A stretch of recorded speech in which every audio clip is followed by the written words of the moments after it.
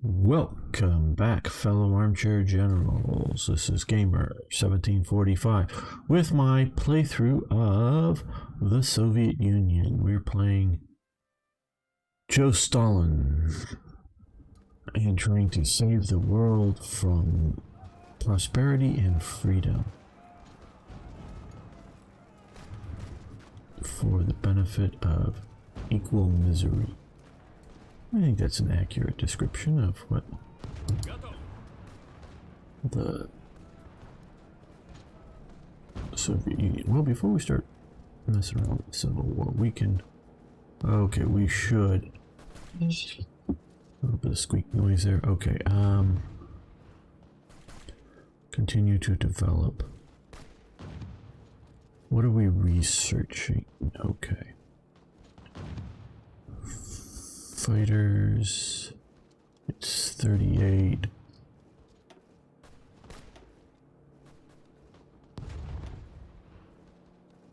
Small arms there. Artillery 39. Just trying to see where we want to.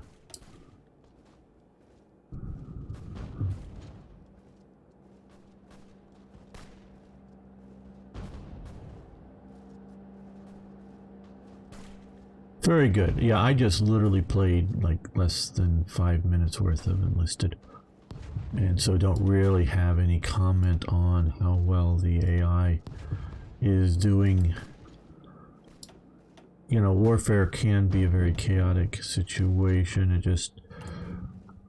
I was able to effectively shoot a few people, but just kept getting shot a bit, and so I was just doing that just before coming on here, so it really didn't give it a proper chance. But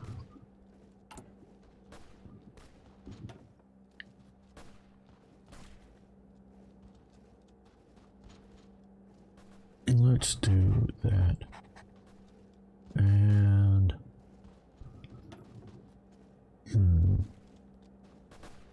Army experience, division defense, training time, army maneuver.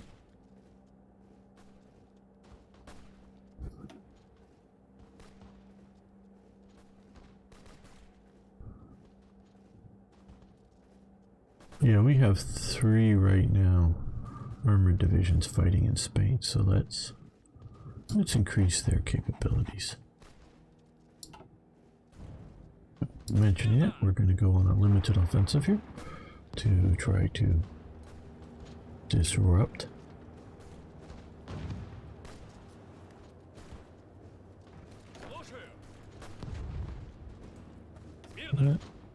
Let's attack here. Let's move Mountain Division into there. See if we can pocket these guys. They can support that attack.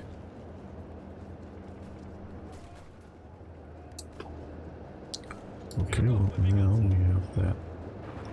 Yeah, let's see if we can close that and support that attack. We also have the fight up here.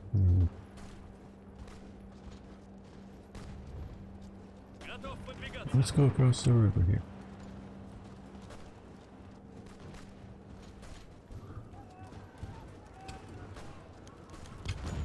Okay. Trial of anti-Soviet Trotskyist Center. Despite Leon Trotsky's being forced into exile, I don't know if at this point in 38, but eventually he ends up in Mexico. I don't know if they'll say that here. To exile, Joseph Stalin fears that he has secret supporters within the party. A series of rapid arrests and brutal interrogations have yielded confessions and testimonies conveniently pointing to some of Stalin's rivals. However, the more questions are asked and the deeper the secret police delves into the letters and journals, the more people are implicated, if indirectly. Party members are being believed that Stalin's absolute power and the death of his wife has isolated him to the point where he perceives anyone as a threat. But isn't that exactly what a traitor would say? Yes. Hello. Oof. Janssen. I hope I'm not butchering that too badly. Yes, Stalin was a paranoiac. Yes, paranoiacs can have real enemies, and Stalin definitely did have real enemies, but he was also a paranoiac. That is quite true. Stalin's wife is suspected. He cannot be trusted either. Khrushchev dabbled with Trotskyism in the past. He must go. Red X confession. Several people in the party. Party members can be trusted. This paranoia must cease. Will lead to civil war in future. Yeah, I think we're going to take the political party hit.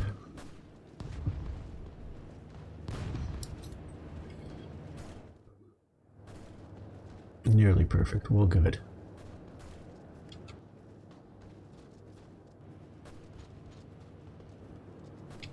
Okay, well, let's rush to this air base there. And then we're going to rush to Barcelona. And this is mostly just to cause some chaos and havoc. And then back to here. And up to here. Then up to here. Then back to here. This is just to, like, mess with them. Okay, we have a pocket now. Good. Attack the pocket. Well, we can cut off those divisions. Okay, no, you stop. You attack up to there. Well, we may turn this Spanish Civil War thing around.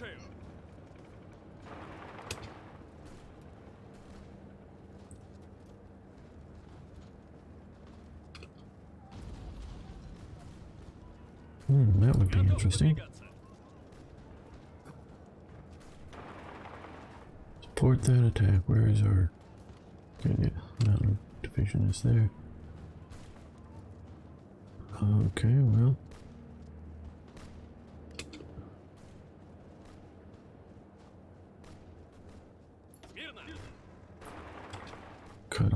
Cut that pocket down. Okay, very good.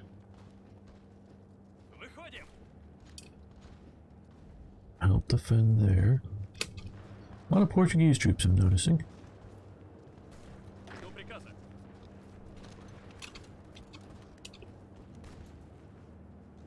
At least for the small size of the nation and actual smallness of any real commitment. Because I don't think Portugal ever sent any army units into the Civil War, though there were volunteers.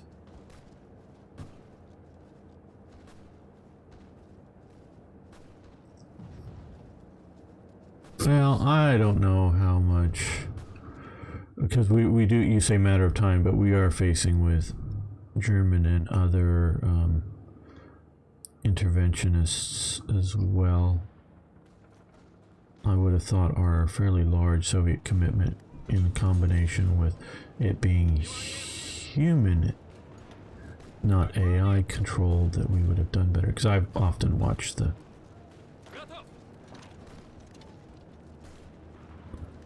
AI fight just so badly, or so... There you go there.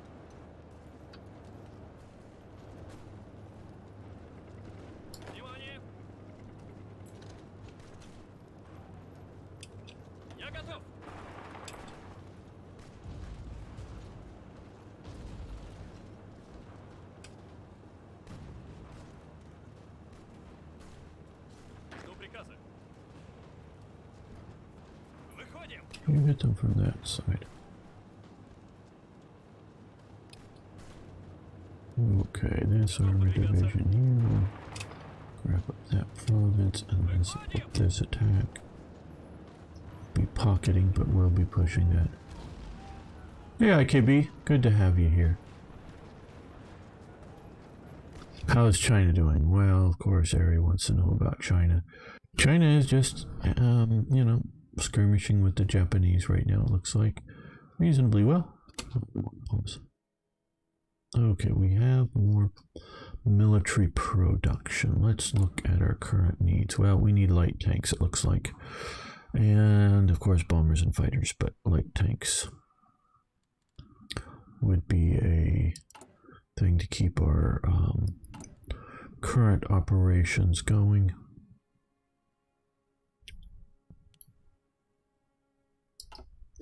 Effectively.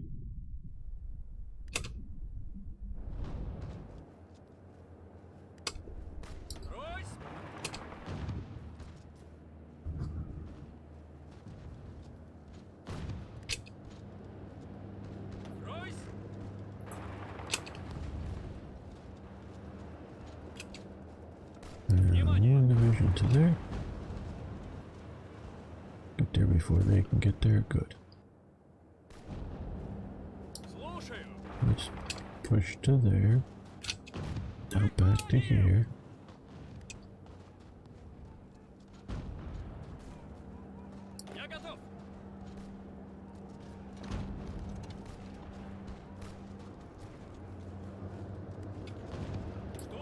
What? Okay, well. Let's push on the far side of the river.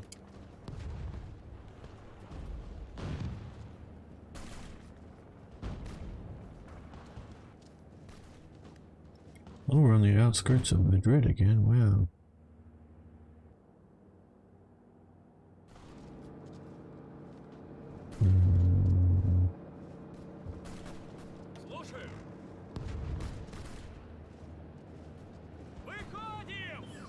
Yeah, you push to there.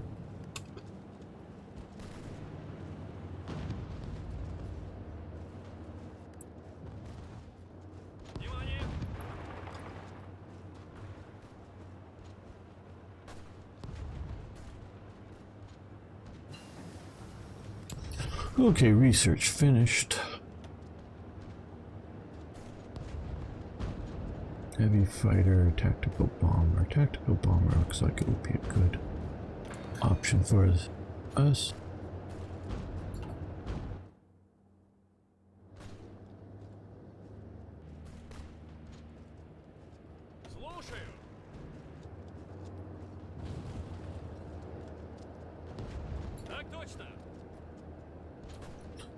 I think we're going to counterattack against those panzers.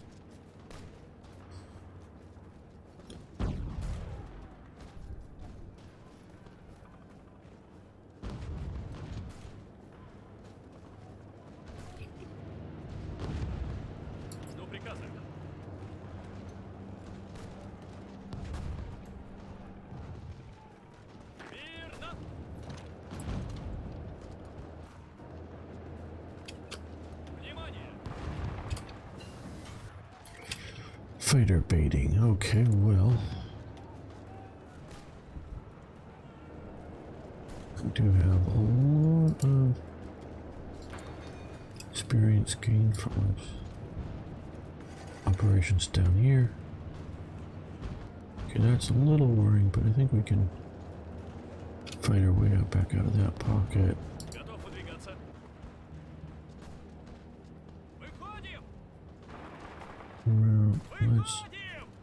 Let's fall back to here with that a little better. Well, we just lost a armor division. Okay, well, that wasn't a good move by me. I did not do that well.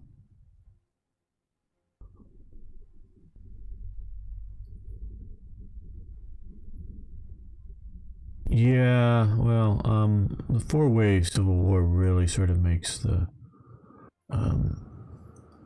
Republican side not do so well. I think I want to see if we can send another division to Spain. Can we,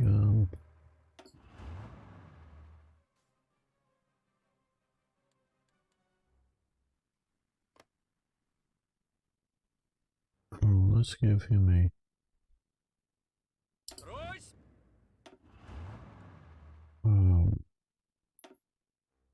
army.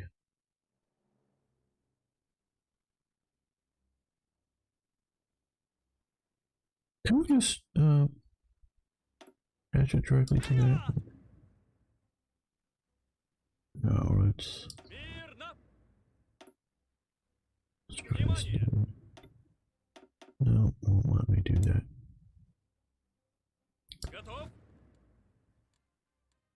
Never lost a division and tried to send a reinforcement before. Send volunteers. Oh. Maybe I should. Well, your maximum total force. Okay, well, let's.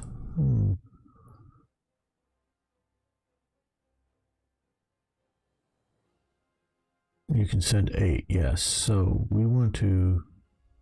We have 5 currently, so let's see if we can get.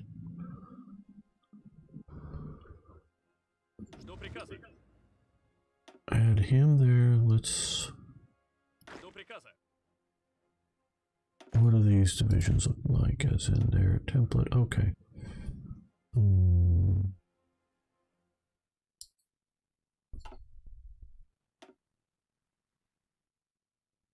There we go. That. See, I don't know if they're going to send back our current army or add to it. Quite honestly, I've never done this. Sent a second group of volunteers. Like this, so I don't know if it's going to. It's going to add to it or send back the other ones. Well, so far they haven't sent back. Okay, so that's good. That's good, so we'll send more in. And yes, we did have a loss of a division, which of course is my fault, but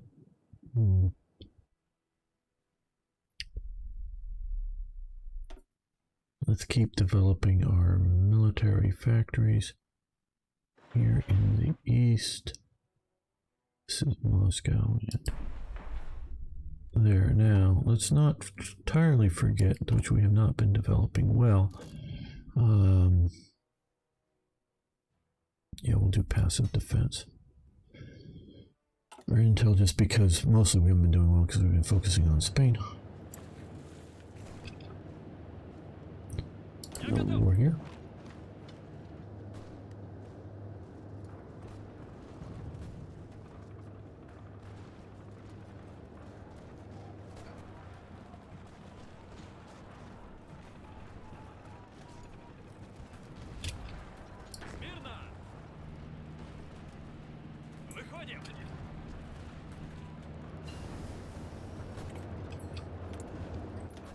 Okay, so we have pocket defense, out of supply. That would have been good for those troops. And supply grace. Okay.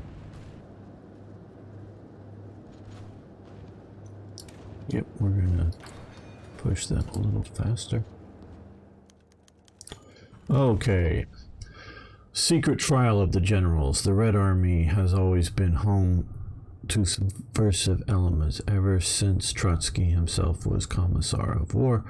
Documents acquired by the NKVD have implicated several high-ranking officers as not only traitors but spies. Mikhail Tukhachevsky is among the most prominent of the suspects and one Stalin is keen to get rid of. Meanwhile, the Navy's frequent contact with foreigners has led to many of them being arrested as well.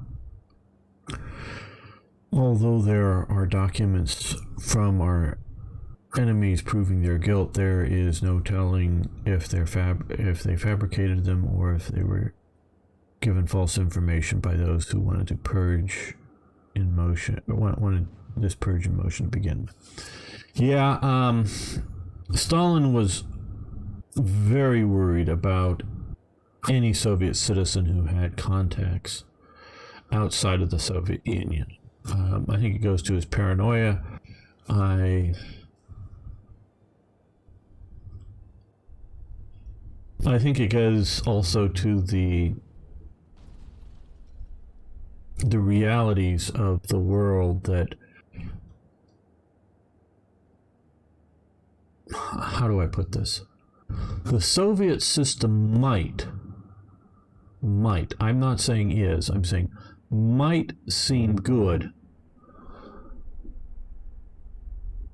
in comparison to the Tsarist system that it replaced, particularly in regardings to the lower class, and then seeming to be a fairer system. I say might because if we look at the Holodomor in Ukraine and other chaotic situations, and I mean chaotic politically, I mean chaotic as in, which is part of the reason for the Holodomor, not the only reason, but food delivery systems that were, hey,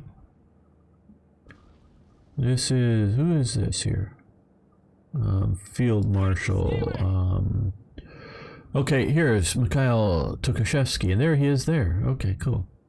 And I don't know these people well. I mean, as in to normally recognize them.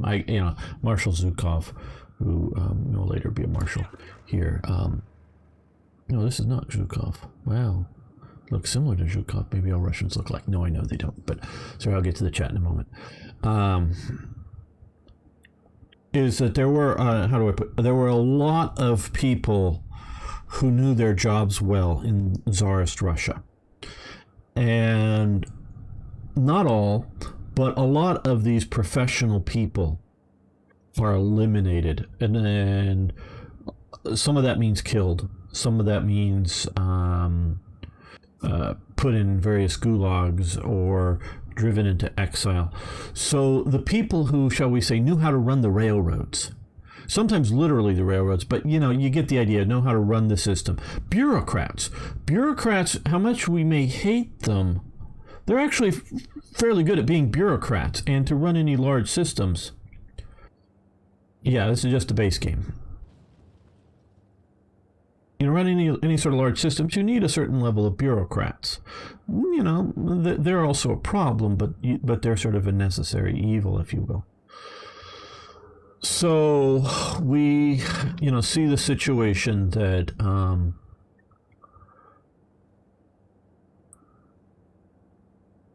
trying to think of this as I'm speaking. We might have the appearance that, the things are a little better now under the Soviet than they were under the Tsar. But also you have a feeling during the Civil War, somewhat now, in the interwar period, and then definitely during the Great Patriotic War, of we're all in this together. This is all a national mobilization for bettering Russia, and I'm using like that term specifically as opposed to bettering the Soviet Union. And you do have that kind of feeling, and it's sort of us together as opposed to us versus them, the elites or something. So you may have that going within Soviet Russia. And again, I'll say I don't know a lot about it, and a lot of it is just because Cyrillic writing and all that stuff is somewhat impenetrable to me, and some of it is just I haven't read a lot about it. Just how effective internally the propaganda machine is, but I know it's there. And it must be reasonably effective in that there isn't a serious counter-revolution going on. Stalin definitely comes to power ultimately, I would say, by sort of palace infighting kind of, power plays and that stuff. So that's going on. And, well, by the end of all these show trials, he's really locked down his power. And we could talk about who might replace him. And there's, possibilities. But so, there is that, but it's, but general Soviet propaganda is working. But what the real problem is once it meets the reality of the rest of the world. Sure, you have Spain, who's going from a very agrarian system with a ancient landowning class that just as incapable, I would say, more than anything else, than dealing with the modernization of the world around them. And how do I put this? There is absolutely nothing wrong with the idea of an individual or a corporation or anything owning massive areas of land and then hiring, if you will, workers to work on that land. No one has a right to, well, I work this farm, it's my land, it's my right to be here. No, you have no right. There's absolutely no right to this. Now, that doesn't take into account old social contracts, because the old social contracts, including, I'm not an expert on medieval Spain, but I'm, knowledgeable in more Britain, France, that area.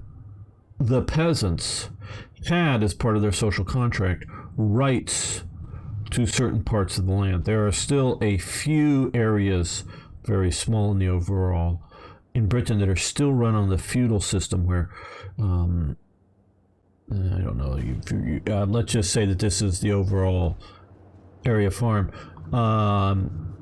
One guy will own a strip of land here, or have rights to a strip of land here, have rights to a strip of land over here, 2 strips of land here and a strip of land over here. The reason it's all sort of divided up is some of this is good land, some of this is bad land, whatever, and it's all sort of divided up feudally, and they still sort of like every year or every few years sort of mark out this area in this feudal thing, as opposed to just, this is farm 1, farm 2, farm 3, farm 4. So when you're talking about the transition between stages of feudalism in Britain through its enclosure acts and other things, transitions from, at least most of it, 99% of it, land ownership, from a proper feudalistic to through the enclosure acts. Now, some of these going on, you now have, as transitioning over, it's no longer the proper traditional feudal system, but you're now paying rents, which may be paid in kind, as in part of your crops, to the overall landlord. So you do have a long-standing multi-generational right to this land. And so if you have that sort of contract, and that is a shared collective ownership of that part of the land. And we definitely see, and I know in Scottish cases where you had that, but because of the Hanoverian monarchy and the parliamentary rule in Britain, you now move over from a traditional Gaelic collective ownership of the clan's land over to a more Norman land ownership that then moves into a more direct, more modern ownership. So people just get dispossessed of their land through this sort of transitioning through systems. And this is dispossessed in the 18th through the 19th century entirely. So you have, I know this is a long sociological talk, sorry about that, but you have this transitioning over, and I don't know the land ownership rights, but you definitely have the situation where in Spain you have the grandees, the big, huge landowners. And again, I don't know the social contract rights of the individual that are laboring on the land, because I was going to say farm, but it might be other sorts of organizations. But just because they're laboring on it doesn't mean that they own it. But if there is a social contract pre-existing in which they have a certain set of rights, and again going back to like a second,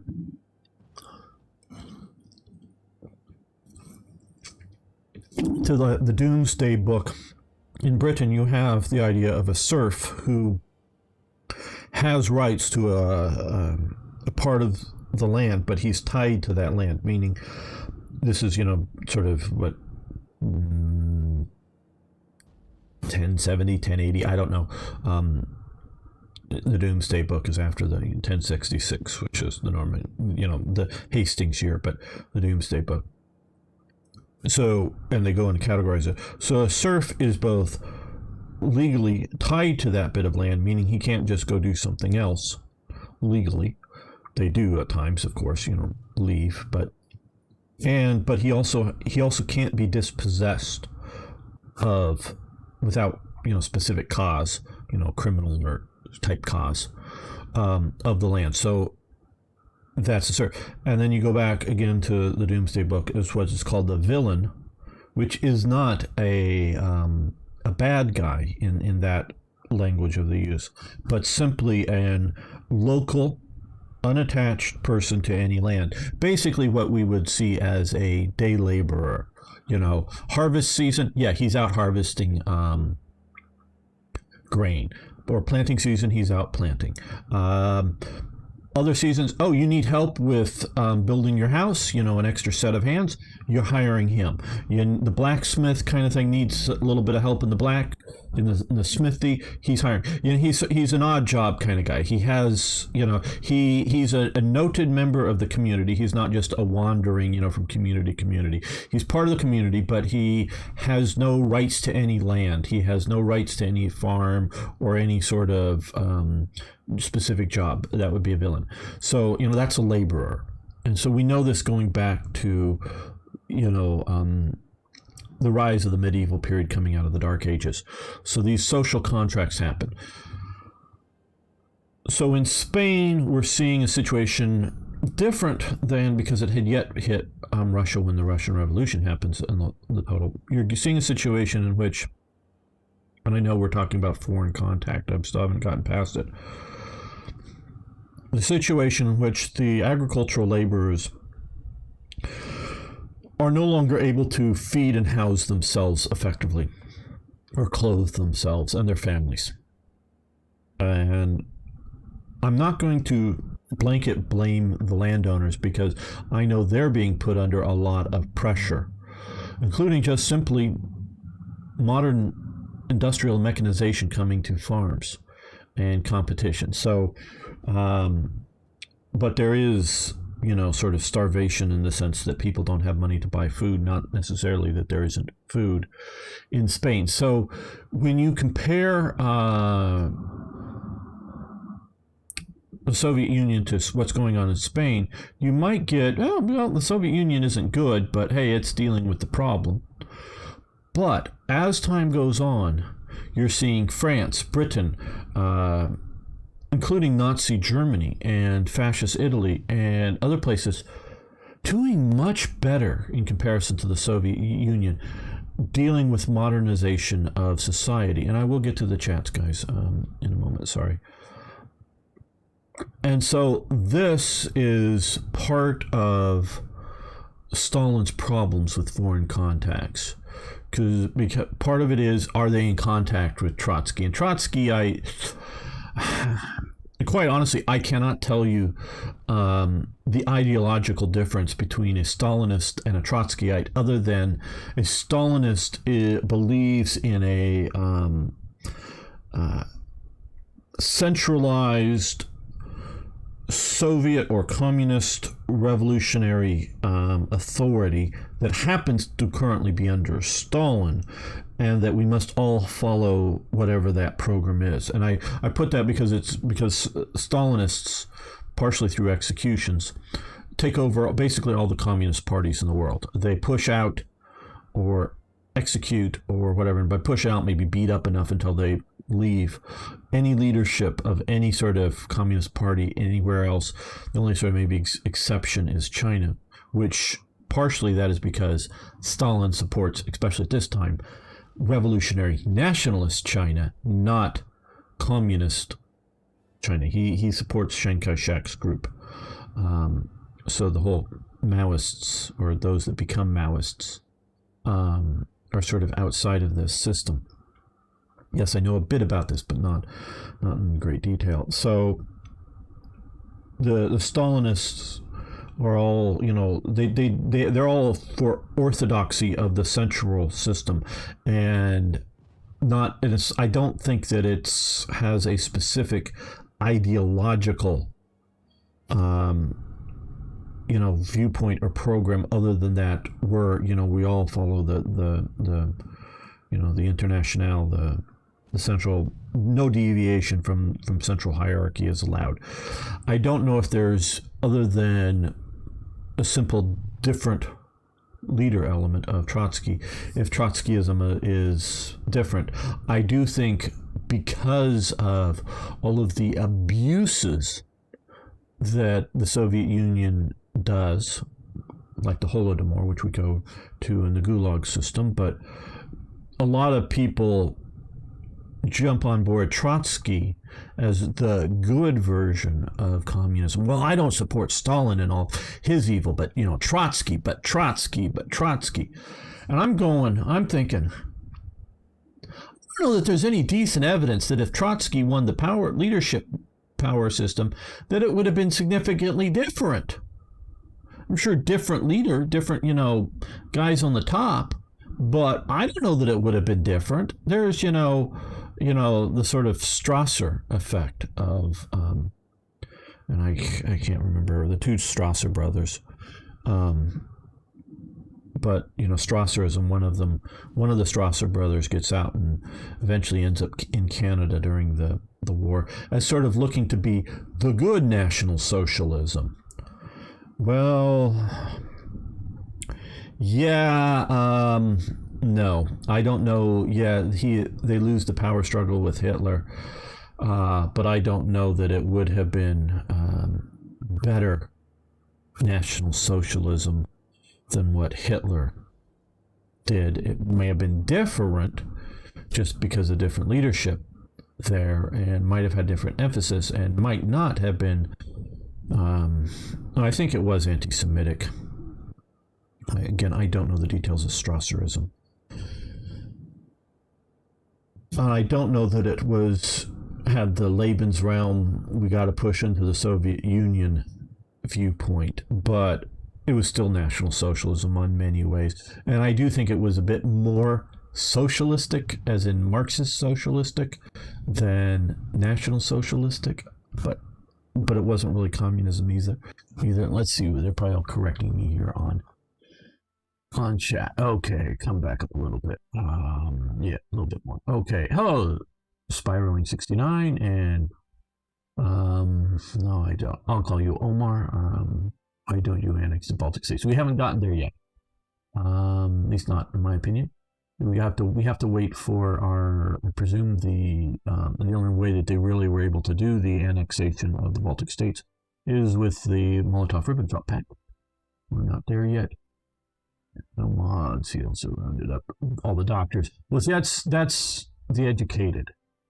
The elite don't like the education, and educated in the extreme we see is Pol Pot in Cambodia.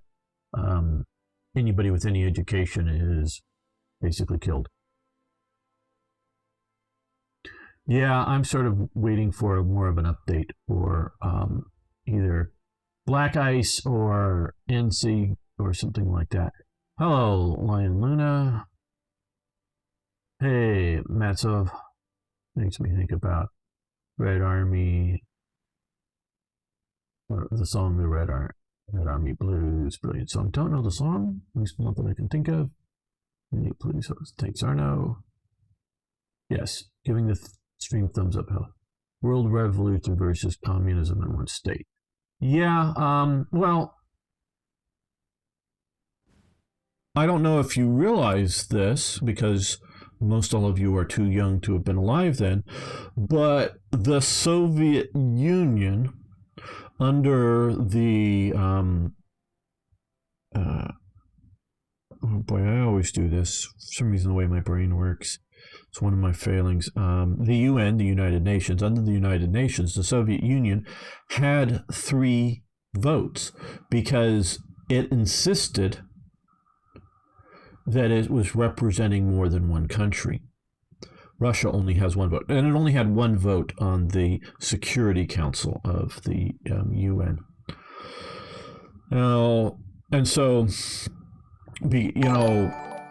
it later grabs, hey, thanks for following. Oh, no hosting. Now, IKB, great.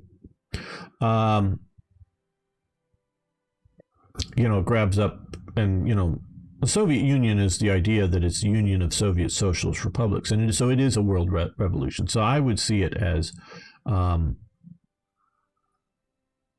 world revolution as opposed to a nationalistic thing, and it was going to have a single unitary state. But I don't think that any communist, I was going to say, I don't think any communist ideologue believes that there should be more than there should be national states, because that is contrary to communist ideology. Whether you believe that it would eventually be the withering away of the states because it becomes unnecessary as the new man. Go away, loud engine that's setting off a couple of car alarms. The withering away of the state, or you believe, as I would, to be able to have communism, you must have heavy state control. This new man belief, communists, they may tell you they care. They don't effing care. They hate humanity. They want the new humanity, the new man, the rebuilt man, the new educated man. They hate what is existing now. They hate it with a burning passion. And they want the new man, the new society, made up of new people. Not genetically new, but new trained over in thoughts that behave differently. They hate the way humanity behaves. And so,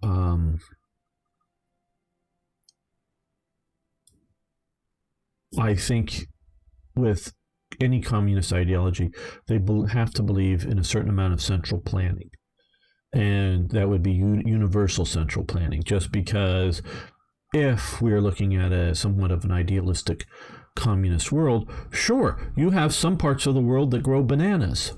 Well, you should centrally plan the shipment of bananas to parts of the world that don't have bananas, because we're all in it equal. We all get our one banana a month, because that's what we in a idealistic world, that everybody gets a banana a month. Even if you want a banana every day, nope, you get it once a month, because that's our system. So we can't have anybody having any extra bananas, and the world can only produce one banana per person per month, or some sort of thing. And I know I'm just illustrating the point here, and you get it. So the idea that no banana nation or group of banana growing nations has the right to those bananas more than somewhat, some in an Arctic area or in a desert area, or I don't know, just some area that can't grow bananas. So they don't have the rights they don't have the right to say what happens to the bananas grown in their region. So it must always be centralized planning. Now, I'm not saying you won't find National Socialism around in a Marxist viewpoint, because I firmly believe National Socialism of Germany, of Hitler, is a type of socialism. It is not Marxist socialism, but it is socialism. Very much so. But you can have a Marxist-based, maybe sort of a Chinese, I'm not talking modern Chinese government, which is more of a state capitalism verging on fascist thing that is still just sort of in the, would you say that communism was built on the backs of democracy thanks to Lend-Lease romance? No. Communism, one pre-exists before that, Michael Fox. So I think communism is an anti-democratic viewpoint, because it does not accept minority, and I don't mean as in race or other things, but minority viewpoints. Minority versus majority, and so predates that. And of course, other than Germany in World War I sending Lenin back, let me put this way. I don't know of any material outside support to the Reds in the Russian Civil War. I don't know of any. Now, maybe in the early days, before the collapse of Germany at the end of World War One, maybe Germany sent some support, materials, whether it mean food, bandages, weapons, munitions, maybe just captured Zara stuff. I turned off my RTX because I thought it was going to be a quiet day here, but now this motorcycle getting in my neighborhood is making noisy things. Sorry about that. Any material support to the Reds going there from the outside, and we see active support to the whites, partially just simply that in Murmansk at the end of World War One, there was huge amounts of supplies worth millions of dollars in those days, maybe worth more, that they were trying to secure. In the earliest phases of it, there was still the World War One going on, but it continued on trying to support.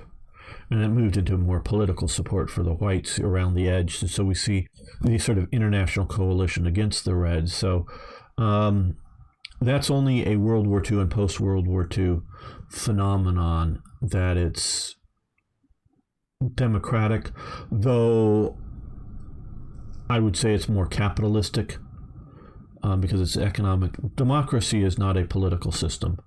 Democracy is a how would we say that? A government choosing system, a government conflict resolving system, between two or more conflicting ideas or leaderships or whatever, who you're voting for. Democracy, where capitalism is the economic system. So no, I would not put that it was built on it. Now, to the best of my knowledge, and this again is the best of my knowledge, and I am not a Soviet Union expert, and I want to say this, and I'm not even terribly knowledgeable on the Soviet Union. The Soviet Union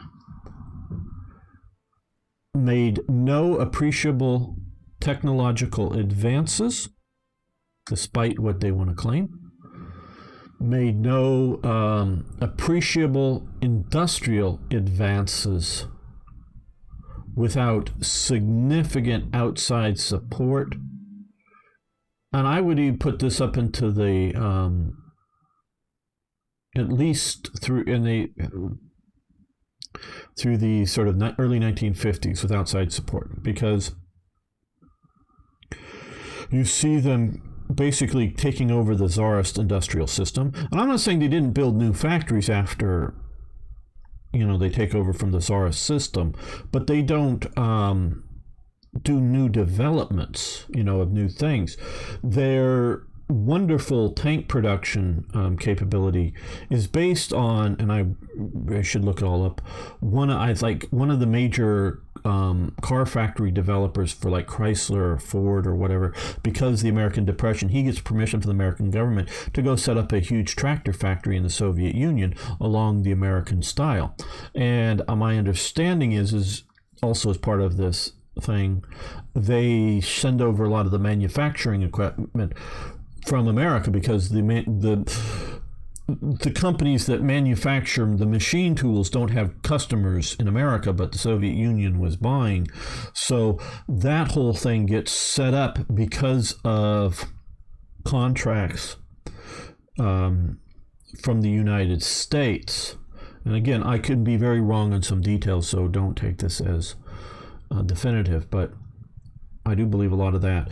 Then you have, before the National Socialists come to power in Germany, and even more so after the National Socialists come to power, you have a lot of industrial contacts between Germany and the Soviet Union. And I was talking not specifically about this, but about heavy steel manufacturing that Germany did during the lead up mainly to World War II, big steel rolling machines and whatever. The only way the Soviet Union was able to make, say, KV-1 and other steel rolled armor, turrets and things, not as opposed to cast armor, which is a different technology, was because Germany, or National Socialist Germany, in the mid to late 30s, sold the machinery to the Soviet Union, and the Soviet Union did not make any more of that machinery until at least sometime after the World War II. So the ability to roll out the sort of horseshoe-shaped parts of the turrets is only because Germany sells it to them. And I think Germany is thinking that they're mainly going to use these big machinery systems to make battleships, and they really didn't care because they didn't think it was going to be a threat. I do note that I think it's in 39 or is it in 40, Germany sells one of its I think it's a heavy cruiser that's partially completed to the Soviet Union, a partially completed cruiser. And I think at the time of the invasion, and I think at the time of sale, it only had one of its main of three planned turrets actually installed on the ship. The Soviets never got very far in producing or completing it out, but those main gun turrets were used, as, at least for a while, in the defense of Leningrad from the harbor. But it was never a seaworthy vessel.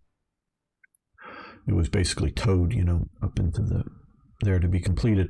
So that was part of the second commercial treaties between, after Molotov-Ribbentrop, the initial ones. So Germany is allowing the Soviet Union to develop.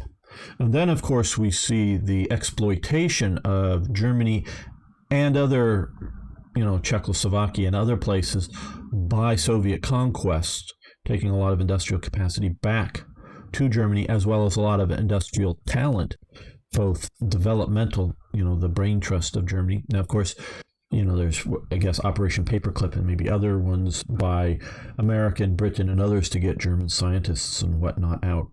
But the Soviets are going to the level of getting machinists and sort of lower level development people out. And this lasts well into the 50s in developing the situation for the Soviet Union. So the Soviet Union is dependent upon exploitation for its growth, much more than any development of their own, in my opinion. I could be wrong on some of these details, but I think I'm wrong. Right. Soviet Union force led to countless. Yeah. Oh, well, now see, their forceful industrialization and building massive things like huge canal systems that were useful. I'm not saying that they didn't do that, but that's just lots of people out with shovels, and they did have some ability to make new factories. And I'm not saying they didn't build new factories. Yes, but they didn't build, new capabilities, new, bigger, huger steel rolling machines or bigger casting capabilities or other things in that nature, or developing highly efficient factories without significant importation of knowledge and equipment. The Tsar never wanted, once he had been deposed, he wanted to move to England and run a potato farm. Yeah, I don't know. I hear you, IKB. Leaders often dream, well, wouldn't it be easier, simpler to just go run a potato farm than all my headaches? But the choice between being butchered and running a potato farm, probably most leaders would pick running the potato farm. But I don't know if they really would have given that choice when they're still sort of somewhat stable on their things. But that's sort of, I would say, and again, I don't know Nicholas II's personal history well enough, but I think that's more just a wistful thought than anything else. He wanted to rule. He was just incompetent. I don't know that he was incompetent, Nicholas II. He definitely wasn't super competent in all fields, and he's dealing with an archaic system in the Tsarist system that he has inherited. And I know that I'm not an expert on Tsarist Russia either, but I do know that there are halting attempts at modernization in Russia, and it can go back to Peter the Great, which he did a great job of it, all things considered, in my opinion. But also you're looking at Catherine the Great, where she sort of sets up her sort of Polish province as some sort of ideal local farm, if you will, for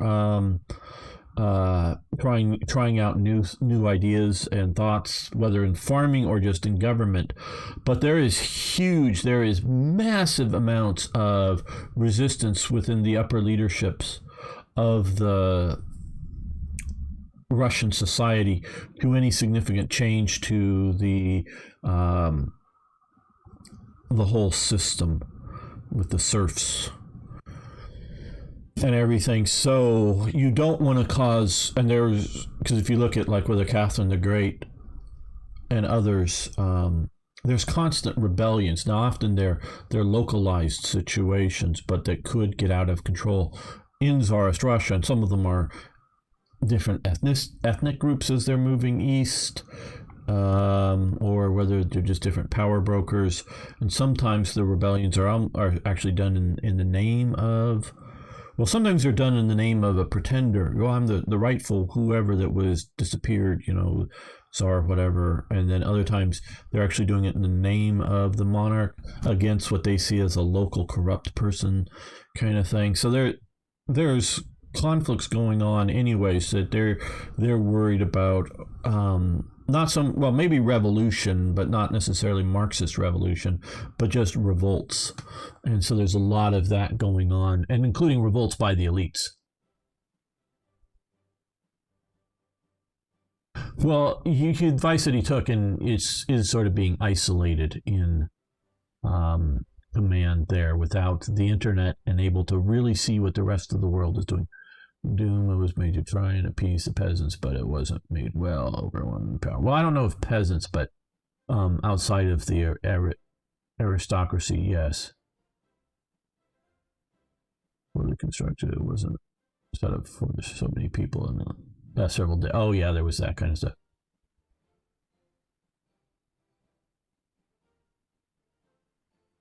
Overly bound by his coronation oath to preserve the aristocracy. Or the autocracy, yes. IKB, there's a lot of that, and I do believe Nicholas, in his belief system, really, shall we say, believed in the divine right of kings or monarchs or whatever you want to call it, and took all of that seriously. I really do. That he you can, from a modernist standpoint, go, oh yeah, that's just silly religious belief. Okay, and you may be very justified in that kind of thing, but he really took all that seriously. So what choice will you make? Getting us back to the game. Okay. Must be tried and executed immediately. Remove theorist, which grants all mass assault doctrines expert. Remove chief of army grants. Okay, remove these guys. Refuses but cannot be allowed to live. Remove. Well, basically, we're okay. Remove Timoshenko, Veshalov, Ivana. So basically, okay, this will lead to. So we're not going to go to the Civil War.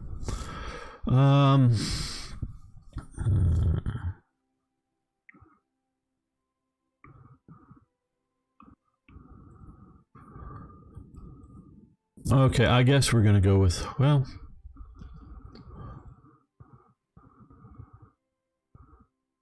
I think we're actually using some of these people right now. Just like Patrick. Yeah, we're going to get rid of our buddy here.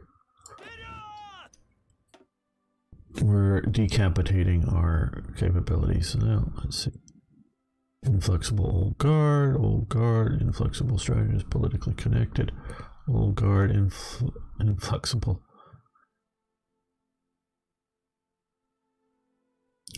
Yeah, I don't know. Kulik, we'll put him in charge. Top option. Yep, we did that. And I'm sure we'll be encountering more trials, but it is incredibly damaging to the Soviet military, all of these actions. Incredibly damaging.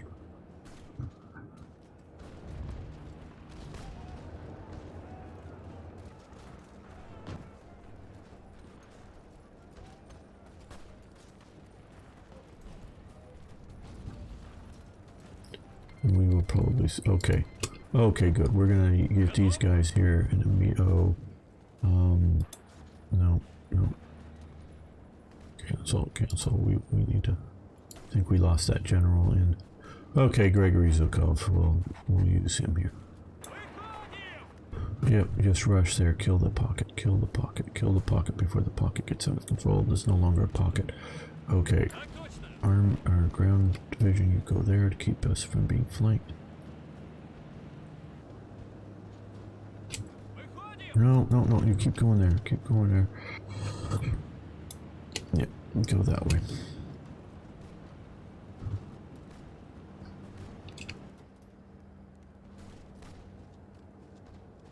Yeah, we had Barcelona, we had all that. You guys are... Well, I'm not going to say entirely pathetic necessarily, because there may be supply situations that...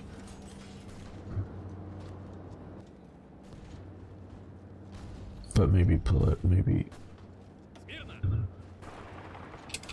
pathetically bad. Okay, well, we've expanded our... Okay, we have new Soviet scout planes, and we have heavy tanks. Oh, stop. I need to micromanage that because that's the type of person I am. Yeah, we'll go with scout plane production. We'll get some of those in production. Okay, guys, you attack here.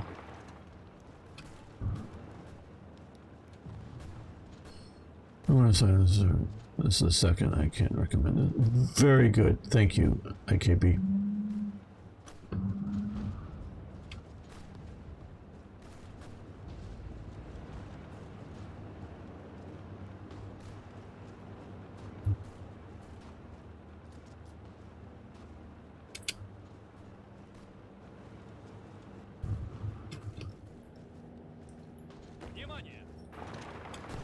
Push there.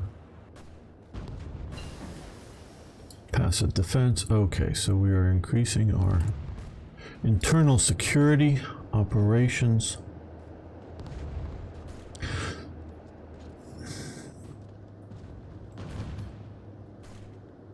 Okay, well, begin the missions. Loose ideology. I know, at least I believe they've changed some of the times to get some of the missions have been, you know, get them completed, have been shortened.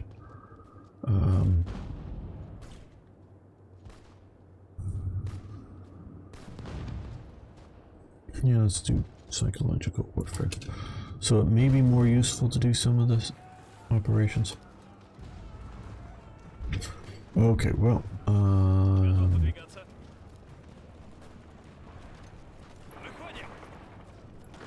and you march to there.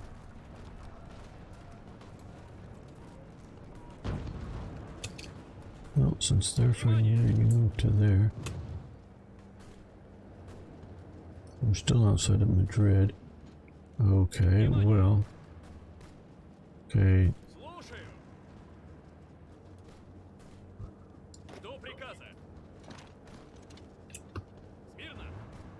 Support that attack. I know it's across the river and you've pushed into there. Good job.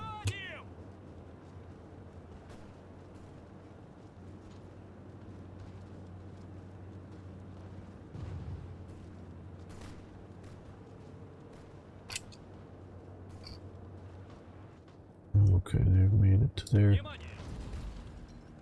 guys go to Granada.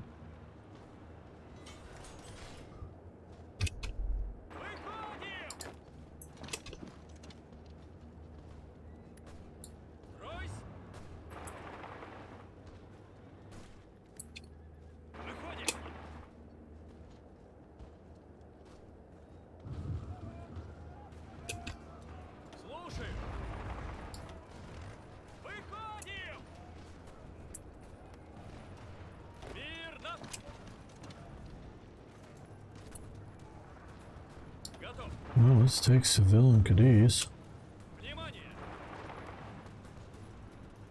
I don't know if this is good, but we're massively punching out a lot of their territory. Meaning I don't know ultimately this will bring us victory or just cause problems for our no longer effects of that. Okay. Well, you march up and counterattack there, so keep our panzers free of moving.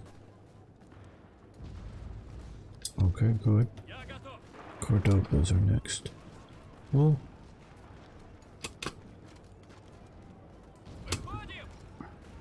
let's circle around here.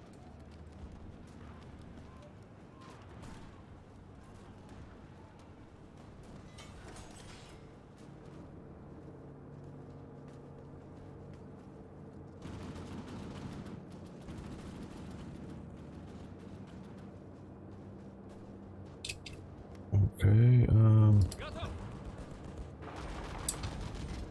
strike for Cadiz. Okay, well now that we've got all that happening, well, let's strike here.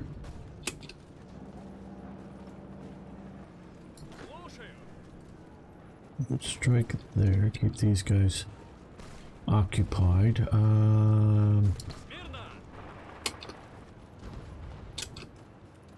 Okay, well, we're not going to build some 35Ts. That's just to get us eventually to, well, more shipping. Okay,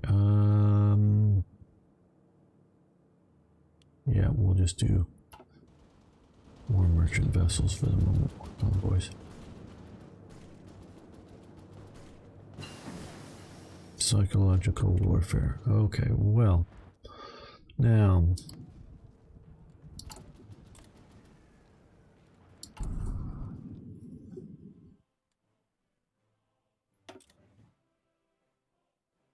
let's see what we can.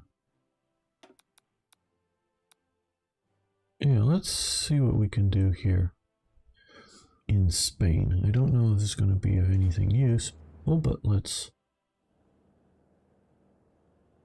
send in Philby, a British turncoat trader. Make sure you go for the small encirclements, not the big ones. Well, that was not so much of an encirclement, that those moves was just more of a an attempt to destabilize any planning that they had. You're going to fall back to there. Because I can see you becoming isolated a little too easily. There we go.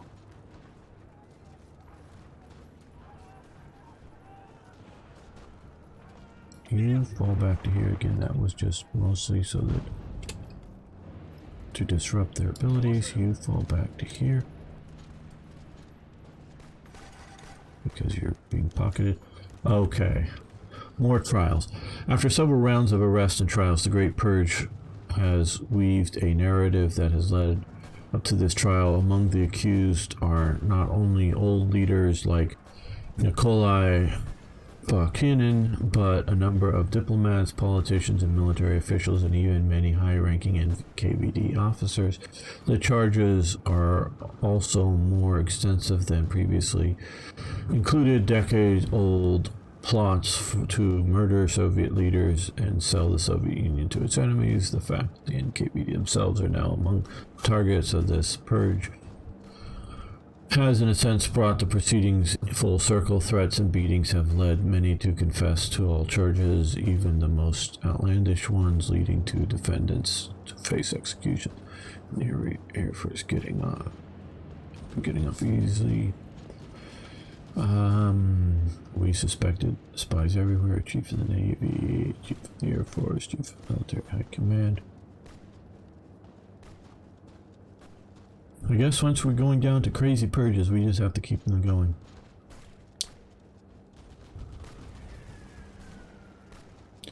Ah, okay.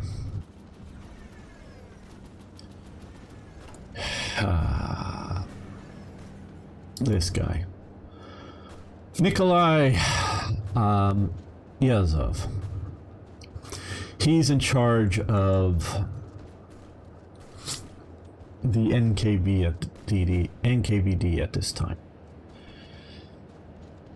He gets a deputy. Is he here? Yeah, he gets a deputy, Bura, here. And Nikolai Yazov is ordered to arrest Bura and I think have him executed. Well, let's see. He delays a bit, and Bura escapes to some other part of the Soviet Union, and then pleads through intermediaries with Stalin, and Stalin forgives him. And then eventually it is Bura going after Yazov and getting rid of him. So if Nikolai had moved fast, he would not, well, maybe he would have been caught up anyways, but it's sort of switches over there. So yes, we're going to, those who live by the sword end up dying by the sword.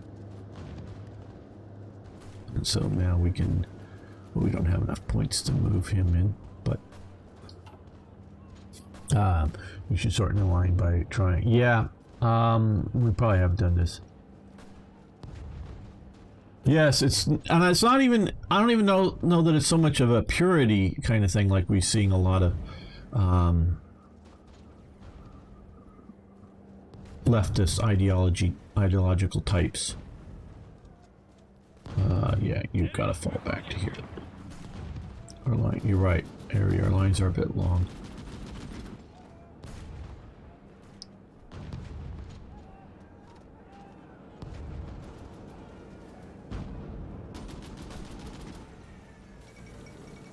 The Munich Agreement. Now this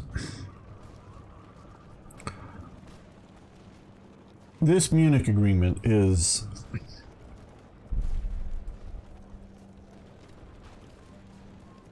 several very fateful effects going forward from this.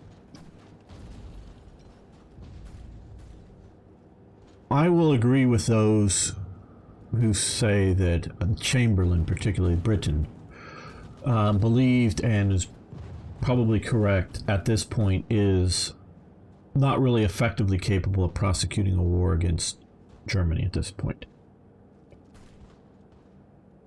Czechoslovakia is already no longer able to defend itself once it gets outflanked, and this is after the agreement happens, but once it gets outflanked by Austria, being part of Germany.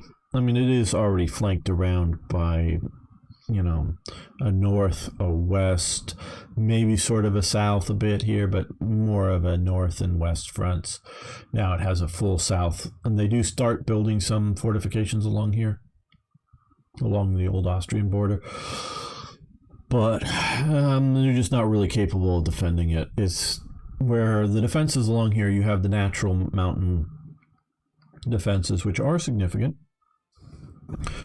which Frederick the Great in his last military war campaign, the Potato War, look it up, ends up not doing well, trying to invade Bohemia at the time that was part of the Habsburg Empire. And so those natural defenses, along with Maginot Line style defenses, actually they are very much influenced, and France has sent over advisors to the Czechs to help them build their defenses. And given at particular stages, I think would have been significant at delaying German attacks had there been other pushes into Germany, which I don't know if the French were going to be capable, either materially or emotionally, intellectually. You know, really the idea of going on the offensive. France's thinking is strategic defense. they're very willing, and the idea of counterattacks or local thrusts.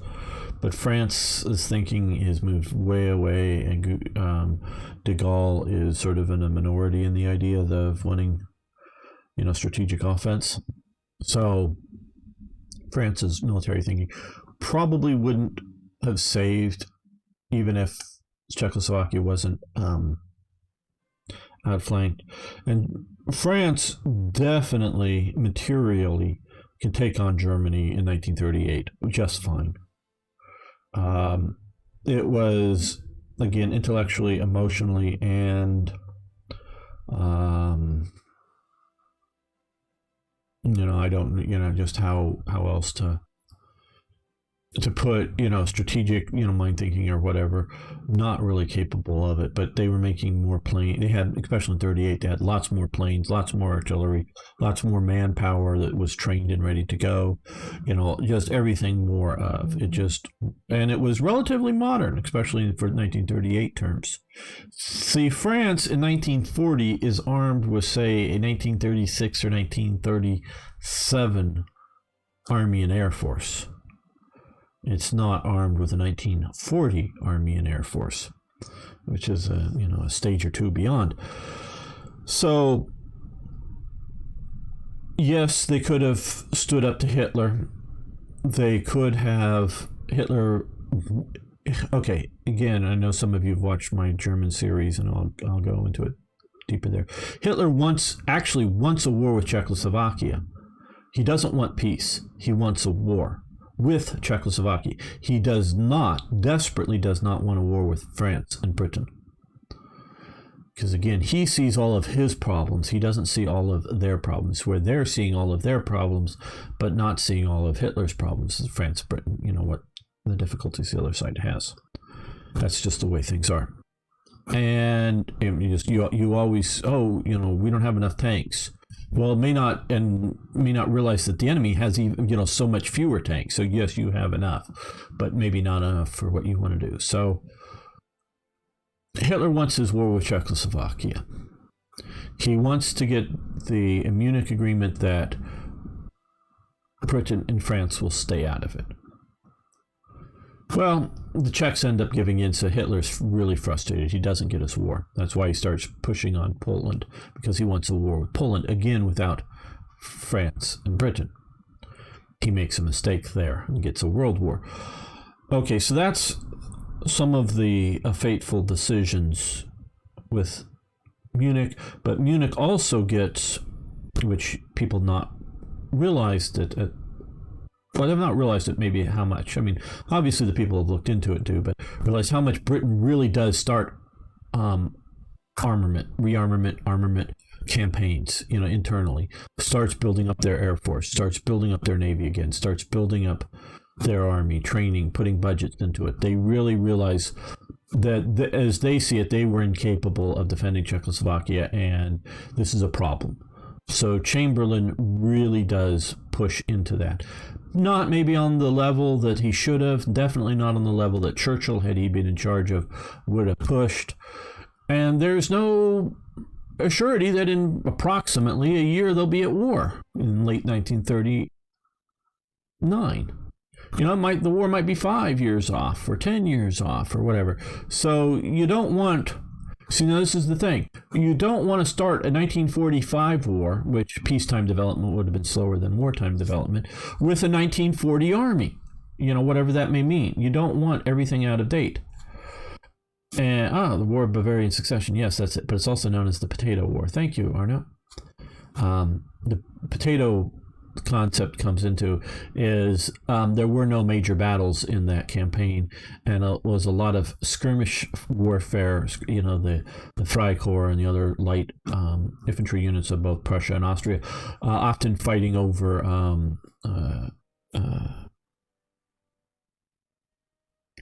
scavenging or foraging. That's the term. Foraging parties.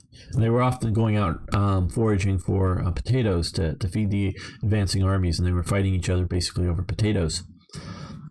So thank you, Arno. And so that's the Potato War.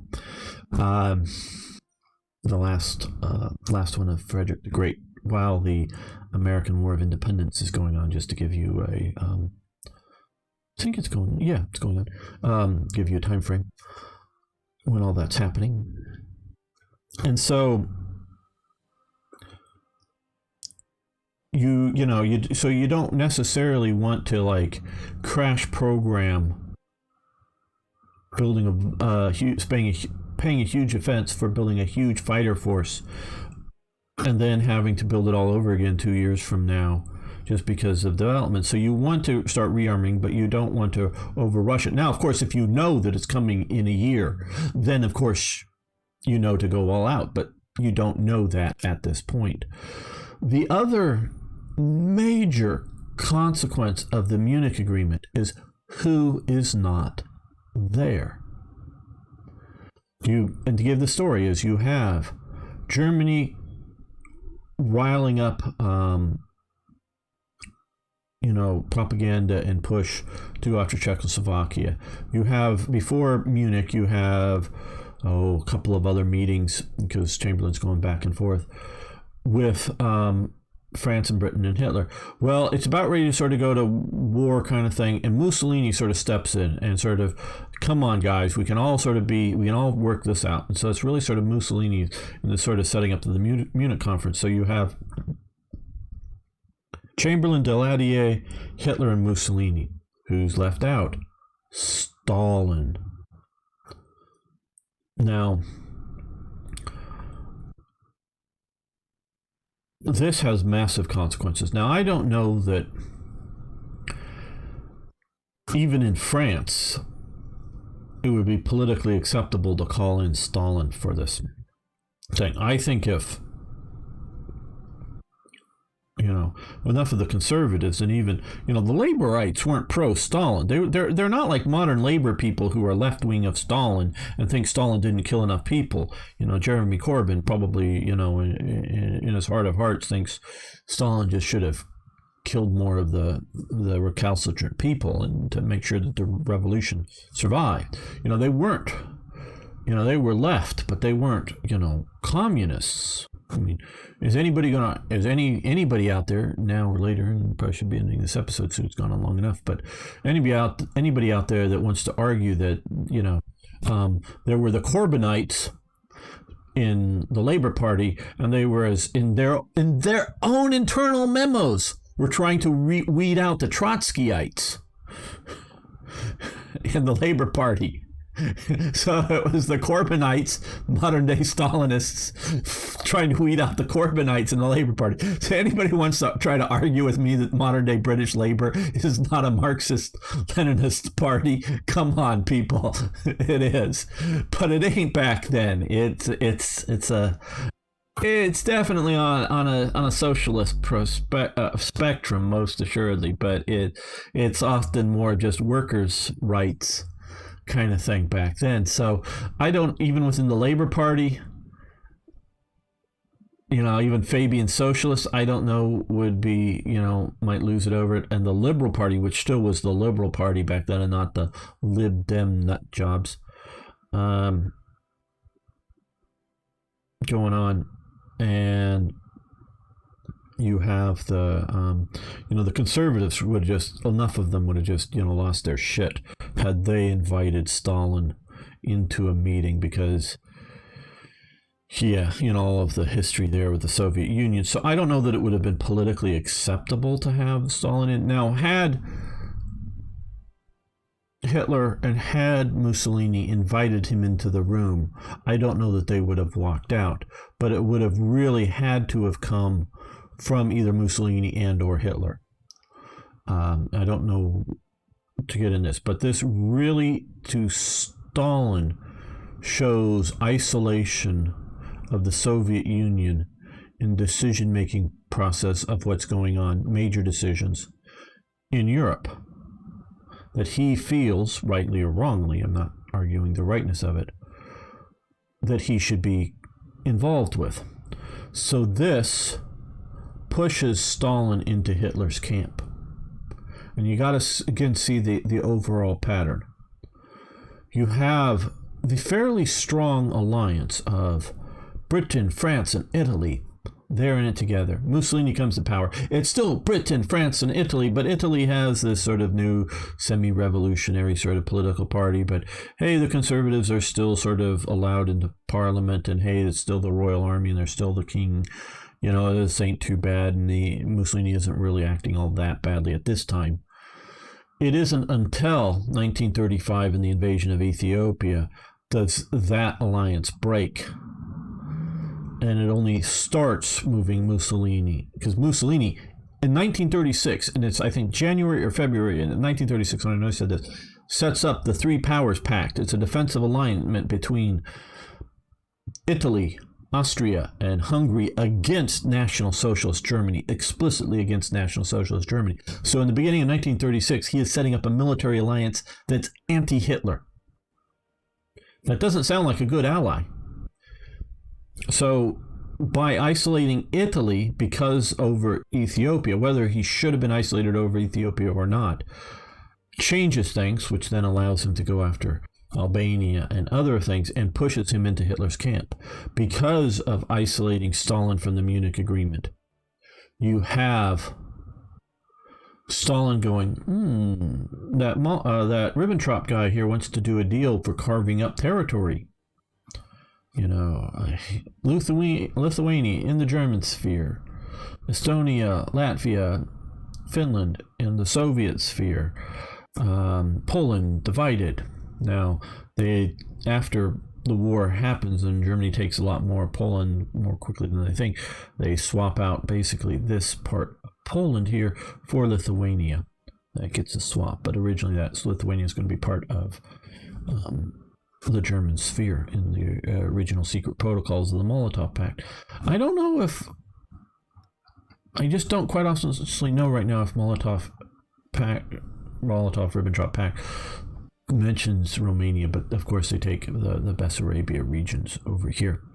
Whatever this is, they're calling Southern Bessarabia. Bessarabia, Southern, yeah. They take this region here, of course.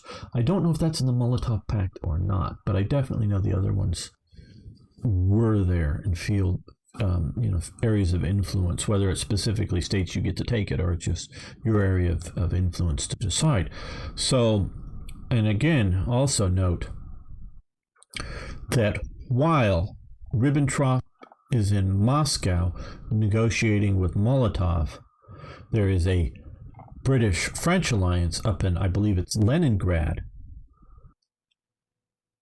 negotiating with a different Soviet foreign diplomat, from the foreign ministry. I forget, maybe even Bira, I don't know.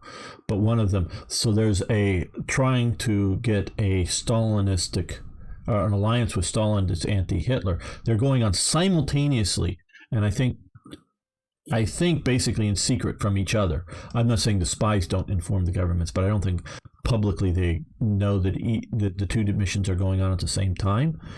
And so they're trying to set this up, and the primary thing that Stalin asks of the Western Alliance, that the Western Alliance says no to, is hey, can I gobble up the Baltic states and Finland and whatnot, and I'll give you your alliance? And they go, no, we're not giving up anybody's territory. We just want to help stop Hitler. Well, of course, they're right in that, if you come on a good alliance with us, and you won't be invaded by Russia, because Russia won't be invaded by the Nazis because they can march into the Baltic states and Poland and help defend them, and you'll not have millions of Soviets dead. So they're right about that, but they don't give what Stalin is looking for. What do you think behind the unchecked immigration into Europe? What is behind it? I don't think there is one thing behind it. There's all kinds of things behind it that comes to a perfect storm, if you will. From, hey, Europe looks to be a nicer place to live than my shithole country, to, hey, I don't have a job in my shithole country, I can get a job in Europe.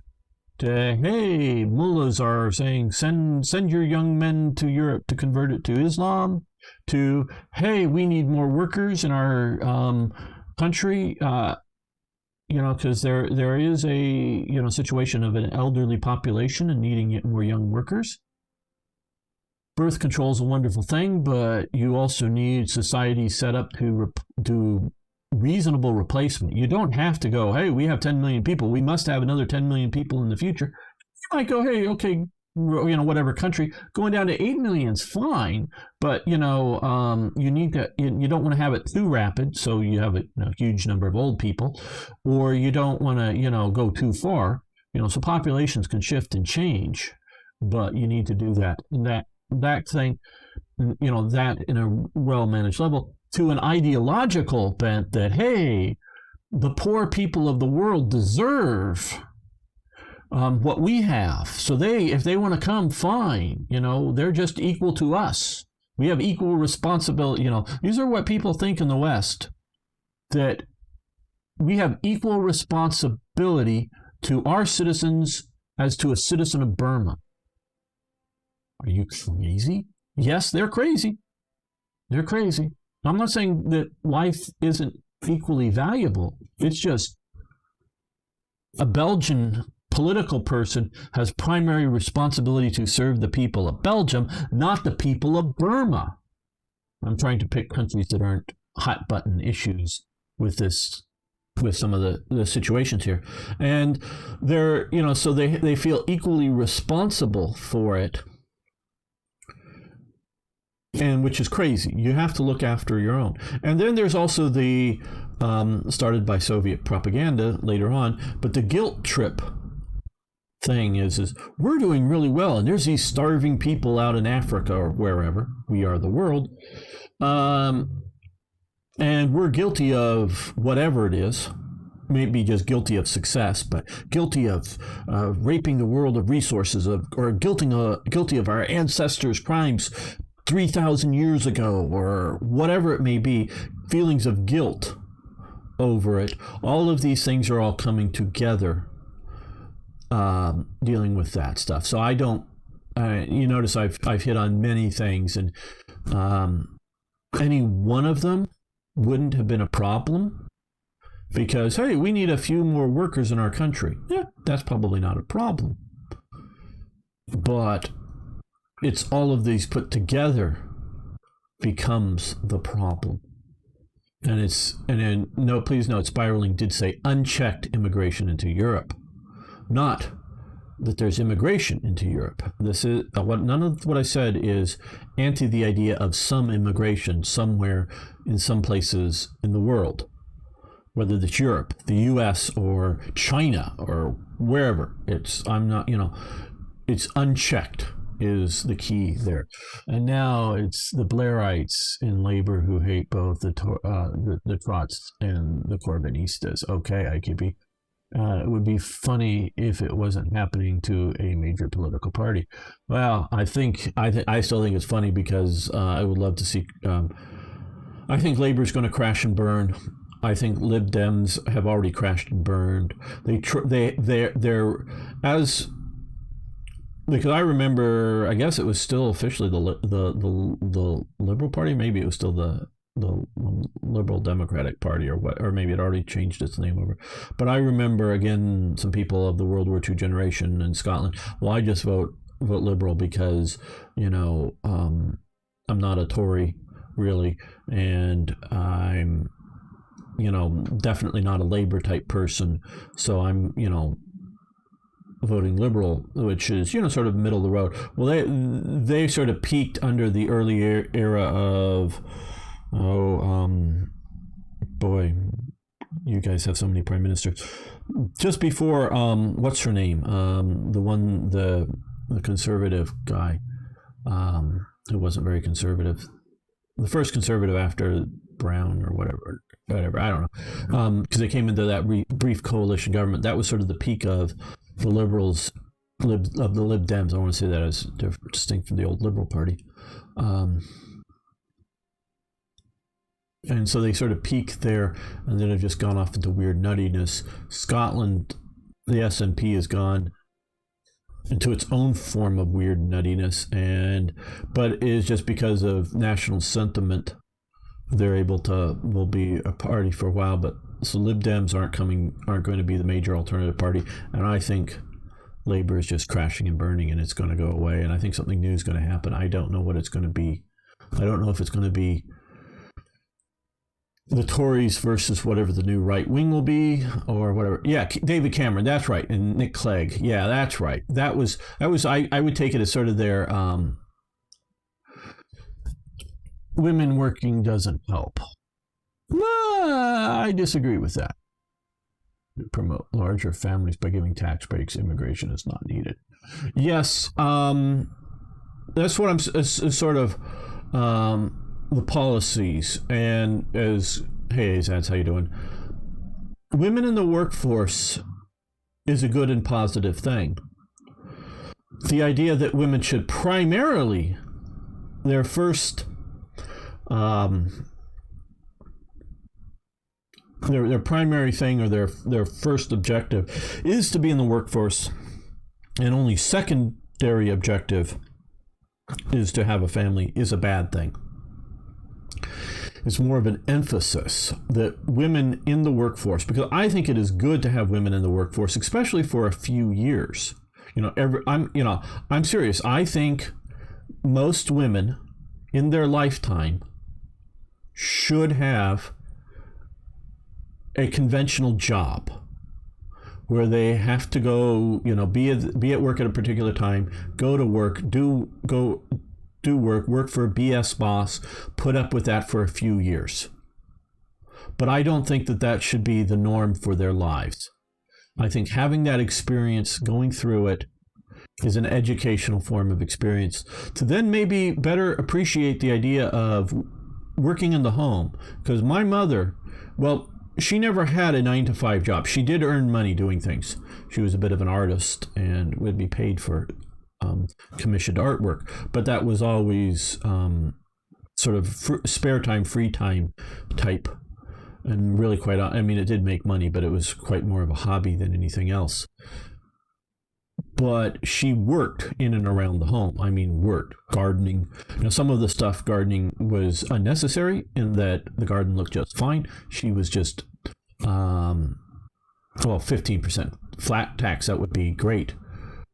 Or a 15% flat sales tax would maybe be even better, but that's another whole story. So either income tax or sales tax, not both. It's an or. Would be great.